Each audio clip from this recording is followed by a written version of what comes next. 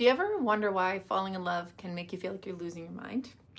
It's because your brain is not just casually involved. It's running a full chemical rave behind the scenes. So, love happens in stages and each one activates different parts of your brain, right?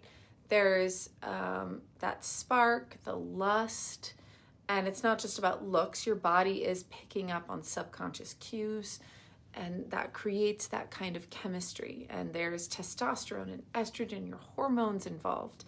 And there's attraction, and there's the can't stop thinking about them, checking your phone 50 times a minute phase.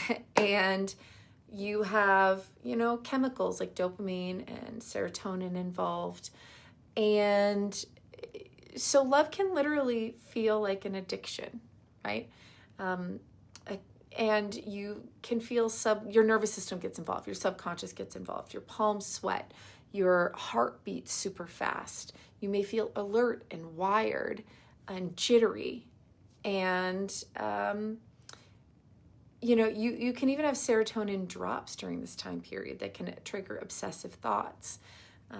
And so really love is not just a feeling. It is a full body experience that involves your brain and your hormones and your nervous system and your subconscious mind.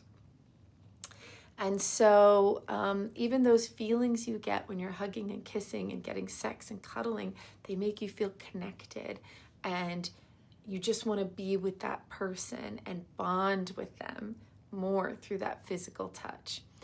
And so you are at the mercy of a lot of things that are going on in your brain and your body that you don't have conscious control of. And that's why it can really make you feel like you're a little bit high, right? So if you've ever felt addicted to someone, or, just surprised why you were so into them so quickly, or maybe the opposite, why you didn't bond with them after you had sex with them.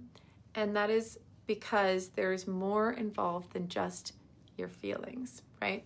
There's your brain chemistry, your nervous system, your subconscious mind. And it is a fascinating concoction.